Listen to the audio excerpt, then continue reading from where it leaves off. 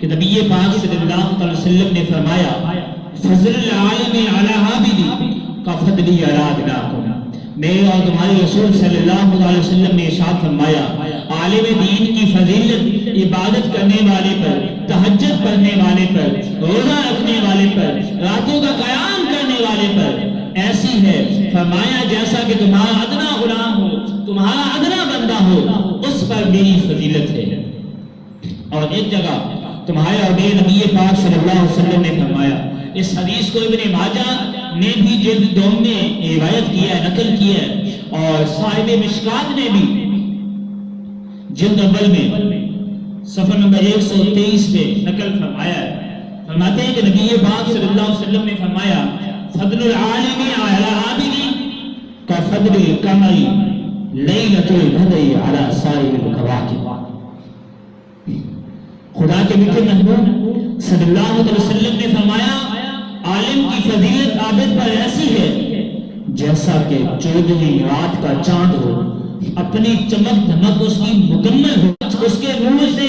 پورا جہاں چمک رہا ہو، اس کی فضیلت جس طرح ستاروں پر ہے، تو فرمایا عالم کی فضیلت بھی عبادت کرنے والے پر ایسی ہے۔ تو فرمایا عالم کی فضیلت عبادت کرنے والے پر ایسے ہے کہ جیسا کہ ایک 14ویں رات کا چاند ہو اور اس کے چمکنے کی فضیلت ستاروں۔ شیخ عبدالحق محدث دہلوی رحمۃ اللہ تعالی علیہ یہاں بڑی پیاری بات ارشاد فرماتے ہیں کہ نبی پاک صلی اللہ تعالی وسلم نے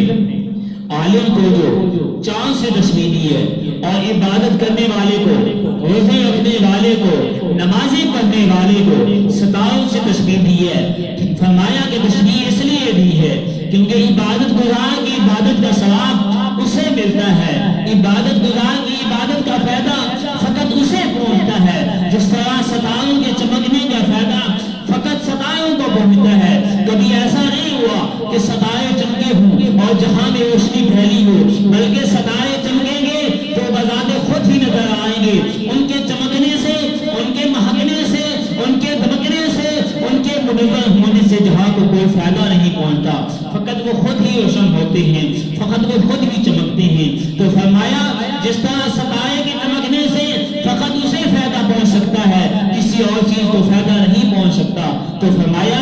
اسی طرح ایک عبادت کرنے والا، ایک نماز پڑھنے والا، ایک روزہ رکھنے والا، اسے تو فائدہ پہنچ سکتا ہے، لیکن اس کی نماز سے، اس کے روزے سے، اس کی عبادت سے کسی اور کو فائدہ نہیں پہنچ سکتا۔ کیا کبھی ایسا ہوا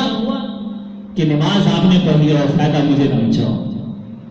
قرآن پاک کی تلاوت آپ نے کی اور ثواب مجھے ملا ہو؟ کبھی ایسا نہیں ہوا۔ تو پتہ چلا کہ جو بندہ عبادت کرتا ہے وہ دوسروں کو فائدہ نہیں پہنچا سکتا۔ اور فرمایا کہ عالم ایسا ہے جیسا کہ 14ویں رات کا چاند، کہ 14ویں رات کا چاند جب بھی چمکے گا تو اس کے چمکنے سے وہ خود بھی روشن ہوگا اور سات جہان والے بھی روشن ہو جائیں گے۔ اس کے چمکنے سے وہ خود بھی روشن ہوگا اور پورا جہان بھی چمکے گا، پورے جہان میں بھی روشنی پھیلے گی، زمین والے بھی مہک اٹھیں گے، آسمان والے ستارے بھی چمک اٹھیں گے۔ چاند کے چمکنے سے اوروں کو بھی فائدہ ہوتا ہے، جس طرح چاند کے چمکنے سے اوروں کو فائدہ ہوتا ہے، اسی طرح عالم کے منور ہونے سے بھی جہان منور ہوتا ہے، عالم کے بیان کرنے سے بھی لوگوں کو فائدہ ہوتا ہے، حدیث پاک سنانے سے لوگوں کا فائدہ ہوتا ہے۔ علماء کرام ہی تو ہیں جو ہمیں مسائل بتاتے ہیں، ہمیں بتاتے ہیں کہ نماز کس طرح پڑھنی ہے، ہمیں بتاتے ہیں کہ رب عز و جل کو کس طرح راضی کرنا ہے، ہمیں بتاتے ہیں کہ رب عز و جل سے کس طرح مانگنا ہے۔ تو یہ لوگ علماء ہی کی تو فضیلت ہے کہ ان کے صدقے سے ہمیں بھی فائدہ پہنچے۔